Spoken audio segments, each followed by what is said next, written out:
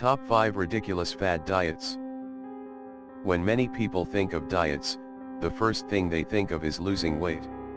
While that is often true, not all diets are solely about taking off pounds. A diet is really just the way that someone tends to eat on a regular basis, when and what foods they eat and how much. Some diets are undertaken for moral reasons, such as is the case with people who sustain from eating delicious, succulent cuts of meat that make your mouth water. Others believe that their strange diet will make them healthier, even if they aren't concerned about losing weight at all. Of course, some diets are mostly about losing weight, and those are usually the strangest. Number 5. The ramen diet. This one is popular among college students mainly because it is easy and cheap, and many young people eat far too much of it. Unfortunately, ramen has pretty much no nutritional value, unless you count an incredible amount of sodium, reaching as much as 3,000 milligrams in some flavor packets of ramen. To make matters even worse, ramen noodles are really high in fat, especially saturated fat. While some people suggest leaving out the seasoning packet and mixing ramen noodles with something healthier, the noodles themselves still contain an incredible amount of sodium. Really, people would find more bang for their buck just buying a $1 box of actual pasta instead. Number 4. Raw food. One of the crazier diet fads that seems to enjoy a resurgence on a semi-regular basis and has a strong steady following is the raw food diet. This diet isn't really focused on losing weight at all, and isn't particularly a moral choice either. The raw food diet is usually undertaken by people who have become convinced that eating food in its raw, natural, unprocessed state is the best for you.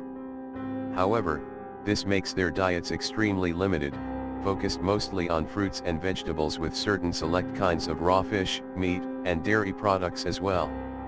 The main problem with this diet isn't necessarily nutrition, but that you will be spending an incredible amount of time in the kitchen preparing everything, as the diet is highly specialized. Number 3. TV dinner diet. Another popular diet plan is the TV dinner diet. Many people buy them by the cartful because they are quick and relatively cheap. More importantly to those watching their weight, however, is that the TV dinners make portion control a lot easier and make calorie counting simple. The problem with these dinners is mainly that the sodium content is usually astronomical. Much of the time you'll be lucky to find one that has a sodium count per serving that is less than 1,000 milligrams, and oftentimes it will be much higher than that. Unfortunately, it looks like these frozen meals aren't a very healthy choice. Number 2. Nothing but liquids. All liquid diets are occasionally prescribed for medical reasons, however, it is usually for a very short period of time. Of course, some people saw the potential for weight loss and a new diet plan was born. While some companies will peddle various products for a liquid diet that helps you lose weight, the main problem is that it is a yo-yo diet. Specifically, this means you may lose a lot of weight while you are on it, but will find it hard to not put the weight right back on after you stop. Worse yet, many people who try to follow such a diet plan over an extended period of time develop health problems. It is not good for you long term. Number 1. Dairy diet. Some recent studies have supposedly pointed toward large amounts of dairy in a diet being great for weight loss. However, the studies are quite misleading.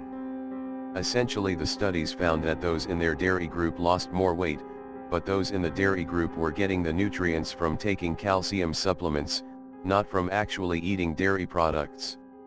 To make matters even more absurd, the study was supported by the National Dairy Council, which is like Coke supporting a study saying that soda is good for you. The truth is, dairy products have some useful nutrients but should be consumed in moderation like all foods, as certain forms of dairy products in large amounts can have negative effects.